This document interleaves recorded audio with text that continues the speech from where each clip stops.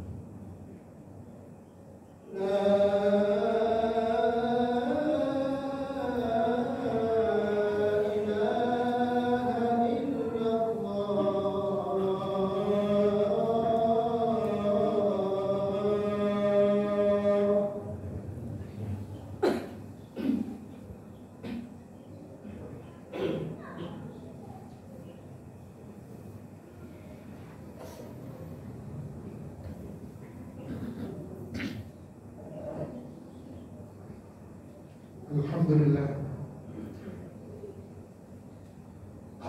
Alhamdulillahilladzi anzala as-sakinata 'ala qulubil mu'minin liyazdadu imanan ma'a imanihim. Alhamdulillahilladzi ja'ala Ramadan syahra siyam wal hijab wa unzila fihi al-Qur'an hudan lin-nasi wa bayyinatin minal huda wal furqan. Asyhadu an la ilaha illallah wahdahu la syarikalah wa asyhadu anna Muhammadan abduhu wa rasuluh. Allahumma salli wa sallim wa barik ala nabiyyina Muhammadin wa ala alihi wa sahbihi ajma'in, amma ba'd. Fa ya ibadallah, usini wa iyyakum bi taqwallah faqad fazal muttaqun. Kama qala ta'ala fi kitabihil karim, a'udzu billahi minasyaitonir rajim. Ya ayyuhalladzina amanu taqullaha haqqa tuqatih wa la tamutunna illa wa antum muslimun. Kaum muslimin, jamaah sidang Jumat yang dirahmati Allah. Sekian lama Allah Subhanahu wa taala memberikan nikmat kepada kita, rahmat dan karunia-Nya. Seluruh hidup kita dijaminnya. Semuanya diberikan untuk kebaikan kita. Oleh karena itu, di dalam setiap kesempatan jangan sampai terlewatkan kita untuk memuji Allah dan bersyukur atas seluruh nikmat-Nya. Dan pada hari ini, di hari yang mulia, bulan yang mulia, marilah kita semangatkan diri kita untuk bersyukur kepada Allah dengan melakukan segala kebajikan amal soleh. Semoga seluruh amal kita, terutama di bulan Ramadan yang Allah janjikan akan dilipat gandakan, semuanya diterima oleh Allah Subhanahu wa taala. Amin ya rabbal alamin. Kemudian salawat dan salam juga senantiasa kita lantunkan, kita sampaikan kepada kekasih kita Rasulullah Muhammad sallallahu alaihi wasallam. Kaum muslimin rahimakumullah, ada beberapa orang yang bangga dengan amalnya. Dia bangga dengan sholatnya yang dia lakukan setiap waktu sholat di awal dan di masjid. Ia bangga dengan puasanya tidak pernah ia tinggalkan. Ia bangga dengan sedekahnya, dengan zakatnya yang ia tunaikan. Mungkin juga ia bangga haji berkali-kali. Tapi ternyata amalan-amalan itu tidak bisa memasukkan orang ke surga. Rasulullah Shallallahu Alaihi Wasallam bersabda melalui riwayat Ibunda Aisyah, juga oleh sahabat Abu Hurairah, bahwasanya qala Rasulullah Shallallahu Alaihi Wasallam, la yudkhila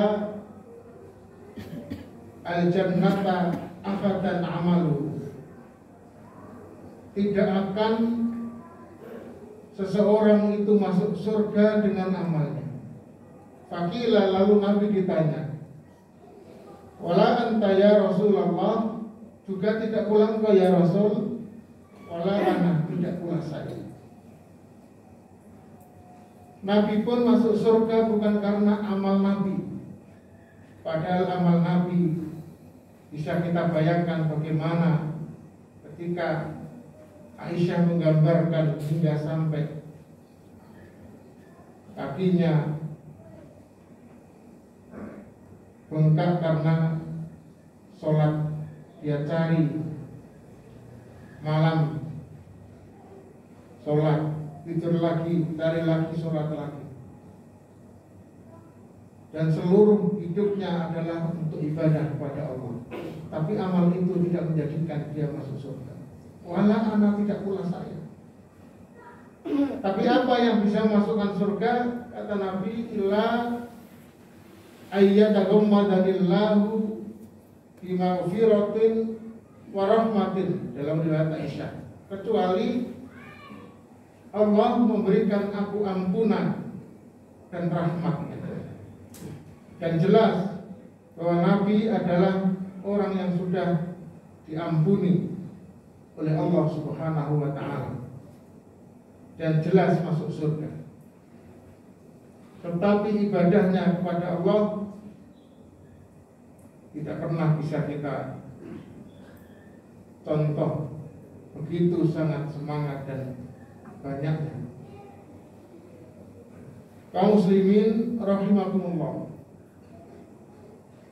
di dalam riwayat yang lain Abu Hurairah mengatakan, illa ayyadaghammadanillahu bifadlin wa rahmatin, kecuali Allah memberikan karunia, keutamaan kepadaku dan rahmatnya, baru aku akan masuk surga. Kaum muslimin yang berbahagia, oleh karena itu seseorang bisa saja sholatnya sama, sedekahnya sama, puasanya kita sama, amal-amal kebajikan kita sama, tetapi bisa jadi yang satu akan membawa dia ke surga dan yang lainnya tidak bermakna. Mengapa demikian? Karena Allah yang menilai, bukan kita, bukan amal kita yang membawa kita ke surga dengan penilaian kita, tetapi amal itu akan dinilai oleh Allah, akan diterima oleh Allah, dan dengan amal itulah Allah bisa mengampuni kita, Allah memberikan karunia dan rahmatnya kepada kita. Tapi bisa juga Allah tidak menerima amal itu. Lalu bagaimana agar amal itu diterima? Bagaimana amal itu bisa mendapatkan maghfirah, keutamaan dan rahmat Allah? Bagaimana caranya? Maka Rasul mengatakan, syaddidu wa qaribu wa abshiru. Bersungguh-sungguhlah, senantiasa mendekatkanlah diri kepada Allah dan bergembiralah. Seseorang bisa saja beramal, dia sama-sama sholat, tetapi sholat yang satu sungguh-sungguh dan khusyuk, tapi lainnya bisa jadi hanya gugur kewajiban. Yang satu sholat karena Allah semata, yang satu tidak. Puasa juga sama, begitu juga dengan haji dan amal-amal yang lain. Karena itu maka para ulama membagi seseorang ketika beramal itu ada 3 tingkatan. Yang pertama tingkatan awam, tingkatan orang biasa, di mana amal itu hanya sebagai kewajiban. Yang penting dia gugur kewajiban. Ya, yang penting saya sholat. Karena yang penting dia sholat, bisa dapat sholat saja sudah lumayan. Jamaah pun tidak, keinginan untuk pergi ke masjid juga tidak. Kadang pun di akhir ditunggu-tunggu, zuhur sudah dekat asar dekat maghrib, yang penting sholat. Ini adalah amaliyah orang-orang yang awam. Kelompok yang pertama, kelompok ini adalah kelompok yang sholat itu terasa sangat berat sekali. Untung saja saya sholat, jadi masih dibilang untung karena sholat. Ini kelompok orang yang berat, yang disebut dengan orang awam. Puasa juga yang penting gugur kewajiban. Yang penting saya puasa, terserah mau Allah menerima apa tidak peduli. Yang penting kewajiban saya terpenuhi. Yang kedua adalah amaliyah yang dilakukan oleh orang yang khawas di atasnya. Ibadah bukan lagi sebagai sekedar kewajiban, tapi dia menginginkan sebagai sebuah kebutuhan. Saya butuh sholat, saya butuh puasa, karena saya butuh Allah. Yang memberikan rezeki adalah Allah, yang memberikan segala hidup adalah Allah.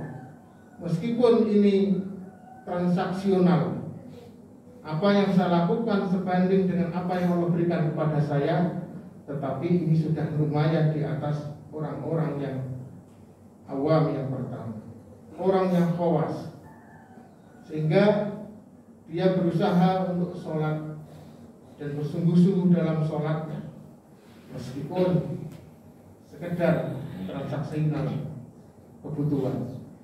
Kalau dah pas dia sedih, dia butuh Allah, dia sholatnya akan khusyuk.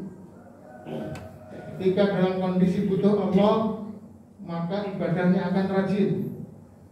Tapi setelah Allah memberikan apa yang dia inginkan, dia merasa tidak butuh Allah, maka dia sholatnya tidak rajin lagi. Mungkin sholat 5 waktu, tetapi dia masih mendahulukan yang lain daripada sholat. Ini adalah khawas. Yang terakhir, khawasul khawas adalah orang yang ibadah kepada Allah dengan sungguh-sungguh, dengan selalu mendekatkan diri kepada Allah dan bergembira bertemu dengan Allah. Sholat adalah wahana dia bertemu dengan Allah, komunikasi dengannya. Puasa adalah cara dia mendekatkan diri kepada Allah. Begitu juga amalia-amalia yang lain. Maka bagi orang khawasul khawas, ibadah, sholat, puasa dan lainnya bukan sekedar kebutuhan, apalagi kewajiban, tapi bertemu dengan Allah adalah sebuah kenikmatan. Ketika itu sebuah kenikmatan, maka orang kategori yang terakhir ini, dia selalu ingin bersama dengan Allah. Dia mendahului untuk hadir kepada Allah, sehingga tidak lagi ada ceritanya dia ke duhur menjelang asar dan sebagainya. Bahkan dia sudah menunggu sebelum adzan di masjid karena rindunya kepada Allah. Dia bersungguh-sungguh dalam ibadah kepada Allah. Yang dikatakan Nabi itu syaddidu wa qaribu, dan seluruh amaliyahnya dalam rangka takarrub kepada Allah. Wa absyiru, dan dia gembira. Dia gembira dengan sholat itu. Dia gembira dengan kehadiran puasa. Dia gembira dengan membayar ONH untuk haji. Pendek kata, kalau untuk Allah tidak ada satupun yang sedih. Saya tidak akan pernah menyesal segala apa yang saya keluarkan, tenaga dan biaya saya untuk Allah. Kenapa? Karena dia menikmati kebersamaannya dengan Allah. Inilah model yang ketiga, yaitu orang-orang yang khawasul khawas. Ibadah bukan saja sekedar kewajiban dan kebutuhan, tapi sebuah kenikmatan. Nabi dan Rasul berada di sini. Maka ketika orang dalam kondisi yang terakhir ini, apapun yang Allah berikan kepada dia, dia diterima. Apapun musibah, ujian yang menimpanya, ia ikhlas dan sabar menerimanya. Kenapa? Karena pada dasarnya orang yang terakhir ini, dia sudah menyatu dengan Allah dan dia percaya tawakal penuh imannya kepada Allah Subhanahu wa ta'ala. Maka yang ketiga inilah yang dikatakan Nabi, seseorang yang kalau sudah dengan Allah itu bersungguh-sungguh, dia takarrub hanya kepada Allah dan dia bergembira dengan seluruh amal yang dilakukan, itulah yang akan mendatangkan rahmat karunia Allah, mendatangkan ampunan Allah. Dan dengan itulah maka pantas Allah memasukkannya ke surga. Semoga kita termasuk di dalamnya. Aku qouli hadza fastaghfirullah li wa lakum wa lisairil mu'minina wal mu'minat. Astaghfiruhu innahu huwal ghafurur rahim.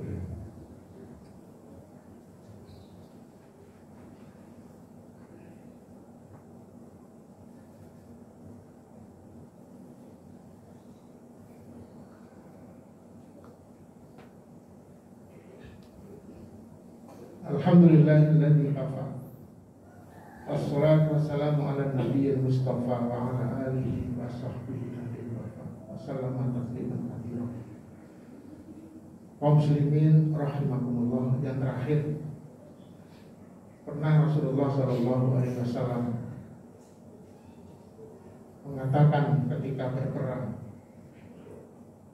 beliau bilang, wahai manusia, di antara kita ini ada orang yang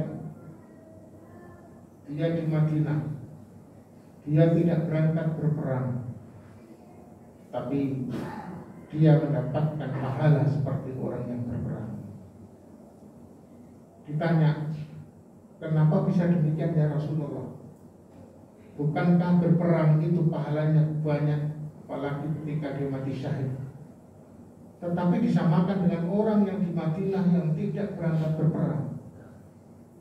Benar kata Nabi. Tetapi kenapa ada orang yang di Madinah dia tidak ikut berangkat berperang tapi dapat pahala yang sama seperti orang yang berperang? Kata Nabi, sebenarnya dia sangat ingin berperang. Dalam hatinya dia punya kerinduan yang besar untuk mengharumkan nama Islam dan berjihad di jalan Allah.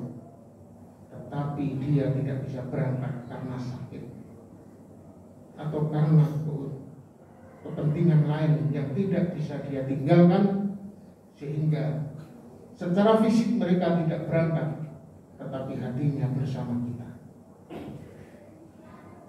Maka kesungguhan dan bergembira dengan seluruh pertemuan dengan Allah itu akan dilihat dengan niat seseorang. Bisa jadi dia tidak melakukan seperti apa yang dilakukan seseorang, tetapi sebenarnya hatinya, keinginannya, dia ingin melakukan tetapi dia tidak mampu. Karena itu maka ketika kita tidak bisa melakukan sesuatu yang baik, minimal niat kita, dukungan kita harus tetap baik.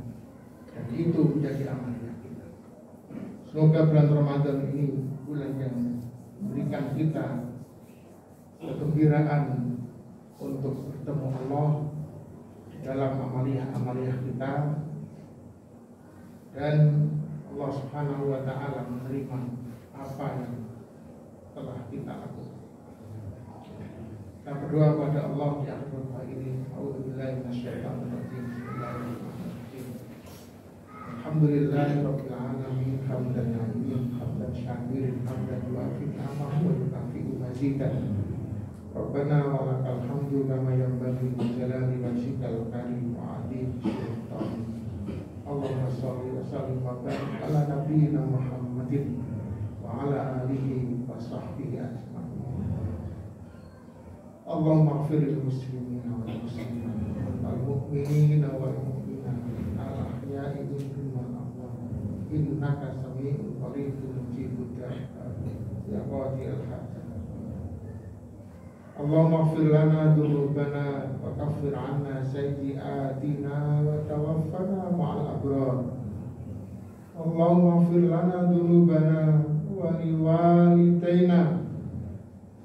liwalidayna warhamhuma kama rabbayana shighara. Allahumma arinal haqqa haqqan warzuqna ittiba'ah wa arinal batila batila warzuqna ijtinabah.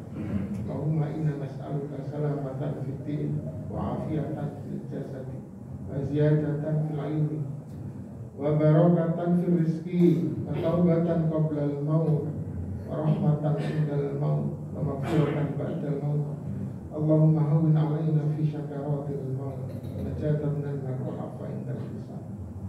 Allahumma inna nas'aluka husnal khatimah wa na'udzu min su'il khatimah. Allahumma nas'aluka husnal khatimah wa na'udzu bika min su'il khatimah. Allahumma taqabbal minna salatana wa siyamana wa ruku'ana wa sujudana wa sadaqatina wa kullu amalina. Rabbana atina fid dunya hasanah wa fil akhirati hasanah wa qina adzabannar. Subhana rabbika rabbil izzati amma yasifun. Wassalamun alal mursalin. Alhamdulillahi rabbil alamin. Wala dzikrullahi akbar.